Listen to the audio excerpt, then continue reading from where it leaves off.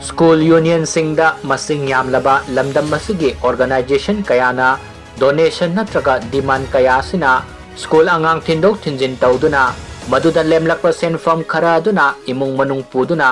hingnaba honnariba ikoida awaba kaya mayoknariba sidagi kharada oirabasu yengbiyu haina All Manipur School Student Transport Association AMSSTA gi President M Kennedy Singhna khuyek piduna thadorpa serol amana khangalakli serol asina makha taraduna hai All Manipur School Student Transport Association AMSSTA gi makhada leiriba Transport Union Singh punsinduna Hayeng sit in protest phamba haina warep laure haidi Hayeng Famgadouri sit in protest asi kanagumba organization sing amatada atamnana sinjabana sade aikhoigi leijadaba awaba kayabu khangbiduna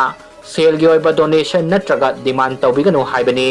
mari leinaba school angang singi mama mapa ahal lamanamadi school authority singnasu oiriba fibam masi khangbiduna numit asi lepagidamak ngakpinabasu serola duda palli